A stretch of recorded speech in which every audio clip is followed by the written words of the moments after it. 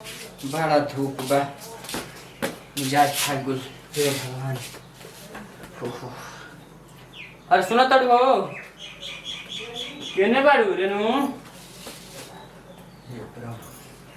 बोले जी। अरे बाप रे बाप तोनी मुनी धूप भइला बहरी घर मसल बा बुझा त कियो बाई त बाई जान लेली। सही कहत नहीं जी हम छाता पर गनी कपड़ा लावे ना तो एकदम बाप रे बाप। तनी एक गिलास ठंडा पानी ले आवा। ठीक बा पानी हम लेके आवत हम लोग बैठे। लाइनियो कटल बा। दिनों में लाइन मत देही त रतिया बता आदमी छत पर सो जाता दिनों में दिन तक घरवा हैला ये दे लो पानी। बैठो।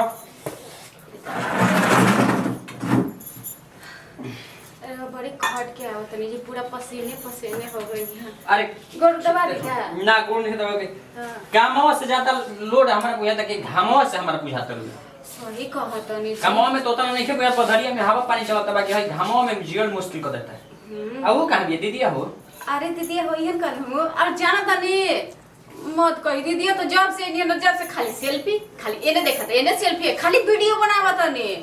अच्छा छोड़ा वो देले बड़ा सा मोबाइल पर बियाह शादी को जैसे खुश बिया खुश रहेला हमरो खुशी बने। एगो हमरो किन द बड़का मोबाइल हम सेल्फी खींचम।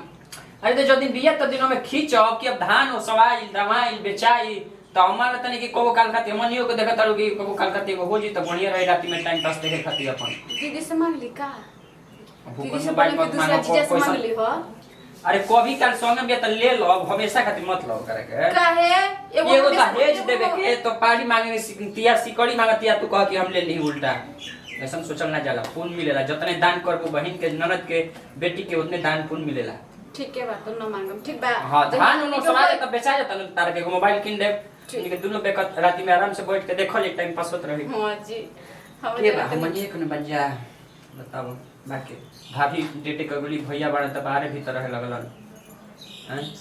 हम तो सोचते हैं कि गांव घर बानी तो बातचीत के चली तो भैया के अपन सदिया करा दिया जाए कितने दिन बाहर भीतर में ऐसे चली बताओ। वो सही कहत नहीं जी भैया कब तक ऐसे अकेले रही हम लेकिन हाँ हेलो हाँ जी ठीक बानी। अरे दीदी आहे ना सुन ठीक का भेले बबुआ अरे बाकोबे के जो अतरा निक ना अब एगो सेल्फी खींच लेवे के हमनी के दो दैट सेल्फी लगे मारी धरा फोड़ दम मोबाइल आवता हार आ जाए के दिन एगो किन के दे दे बस तार काम बन जाए। हां कैसे बोलत हवे रे बबुआ काहे के फोड़ दे तो कितना सोची जल्दी बढ़िया से देला हां बस अभी के खींच लेवे के ना। हां दीदी अरे कितना क्लीन आवत ओहो देखी हां ये देखो भौजी अरे हम कहत नहीं भैया से हमरे खरीद के दे दो। दा चियारो फुटी मोबाइल आवा आइयो दा चियारा तियानु ठीक बटे हम धान के चाय न त खरीद के दी हो। जा तो धान कहे के बेचाई हम था नंदोई जी से कह के किनवा देम ना हमरा के उहे ना देला। सही में दीदी हां भौजी सही में दीदी जीजा जी से कह के मंगा दे। सही में तो फोड़ फाड़ दे मोबाइल आवा त हम लोग मोबाइल सेल्फी खींचल बुलाइए हमारा आंखी के सामने फोटो एक ना खिंचाए के चाहिए। ए बबुआ एगो बात कही तो रखे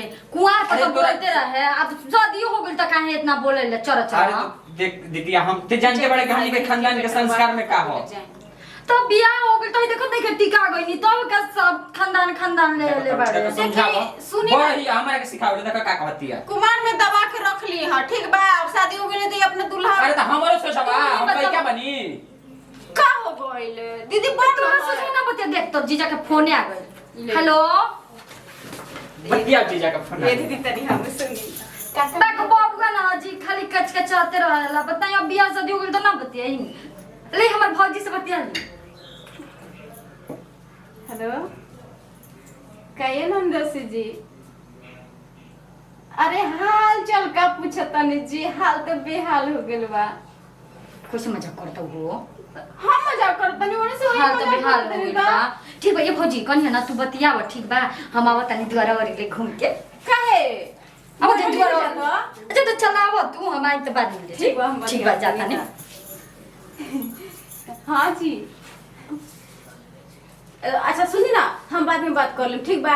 बताओ कबो तो मोबाइल देखे के फोटो बढ़िया बता कबो तो मोबाइल देखे के आखिर नाम मिल रहा है आज मिल गई हमारा दे देलन कितना अच्छा लगता है एगो वीडियो बनाओ तनी फिर से ला ला ला सेट तन बढ़िया से।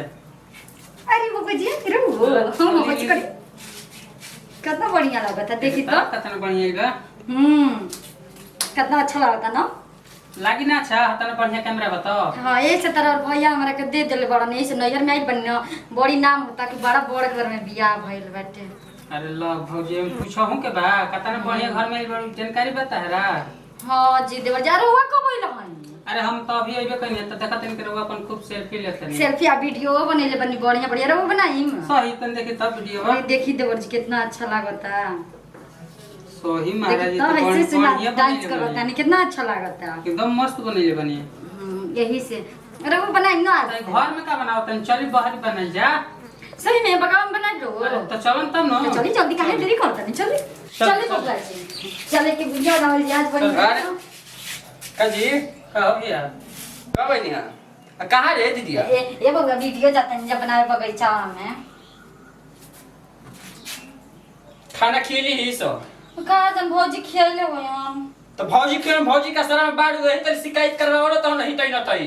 अरे पानी में पिया हमरा के काहे बोलत है बबुआ जी का अब हमरा मन ना करला कुआं रही ना त खाना वाना सब बनावत रही खियावत रही मन ना बैठा ना ए सुन तारू देनु हां जी बनाओ कब है ये बबुआ आवत वीडियो बना के वीडियो ना ए पाउन छड़ी पहले रो खाना खाई पहले लिया रे खाना ठीक खिया। बा अरे टेंशन हम मत ले हम पानी पूछली में हम पिया खाना ना खाए तो कहली कि ना हम ना खाए में कलाई न दग भाभी लाखों में एगो है। ना देख दीदी तोरा हाथ गोड़ पकड़ तनी ऐसा एक पाउन देख हमारा वीडियो ना चल दीदी जे झूठ बात हम ना बोलना बोल बच्चा के हाथ ना का बतियावे के बा कह दे नु। बताई ये लोग बताई रो हम छोड़ी ना ठीक नहीं लागत रेनु देखो ये देवर जी हमरा के लिया चली गांव में ना जाती ना रह दे वो जब केहू ना हमरा के वो जो छोट भाई बैठल बा का कहती है कि हमरा के लिया चली गांव में एक ना दीदी अभी रह ठीक बा ए भाभी हम अपन गांव में न जानता हूं सोच हमर पापा जी वजह कतनो सिखाइबो मेहरारू जब खाई जी रवा का समझाई रवा त लइका बनिया यो वैसा जाई दुआर पर हम दीदी खाली सेल्फी ले ये दीदी हमरा मोबाइल चलावे सिखा दे चला दे भाभी हटी पर देखो एक लॉक डाले बन जानतो का 1 2 3 4 5 6 गो लॉक डाल के खोला।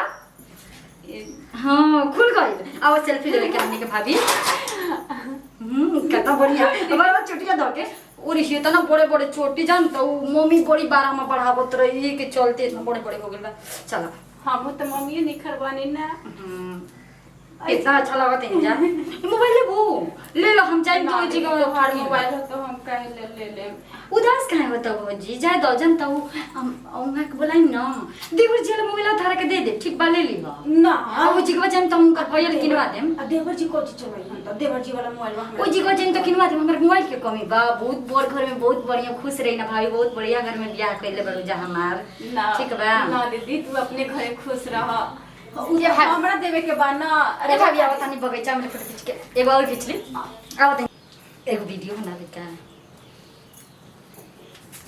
कोई एकदम वीडियो एकदम मौज कइले बानी एकदम रात दिन सेल्फी से तोहर पेट नहीं के भरता का कैसे बोलत हो भाभी एकदम छूट दे देली ह त का मतलब कोनो काम धाम ना करतनी एकदम सब आज वो दादा जब हम काम करे खातिर आइल बानी ना माथा पर बोझ बन के आइली है बैठे लगी आ कैसे बोलत हो हम तार माथा बाज बोझ हो गई नी ठीक है मरद कहत रहन कि ये जगह में रह ढेर सेल्फी उल्फी मत लत हम अपन चोना ना बेटी टाटी ससुरारे रही ना त अच्छा रही ठीक बा उनकरा के बुला के चल जाए रहुआ ठीक बा आ ये भौजी कैसे कहत वो तार लाज नहीं खिलावत कहे में तो काहे लाज लगी ठीक कहले भौजी जान तड़ू माई को बहुत माई में भौजाई में बहुत अंतर होला समझ गइलू हमहू देख ले कि बहिन और अथी ननद में बहुत फर्क बा ठीक बा का फर्क बा कहते ना तारा हम अपन बहिन जैसन मानत रही कि हमारे एगो भौजाई भी है छोट भी है तो का हमारे एगो भौजाई भी है लेकिन आज अपन सब गुलिया दिखा हमहू दे ना बहिने के तरह मानत रहली लेकिन हमर बहिनी आई ना तो ऐसे मतलब कि हमरा खाली काम करते देखती है उ ना करती ए भौजी हम अपन नैहर कोई ससुरा कोई नहीं कि दई जिगवा का करब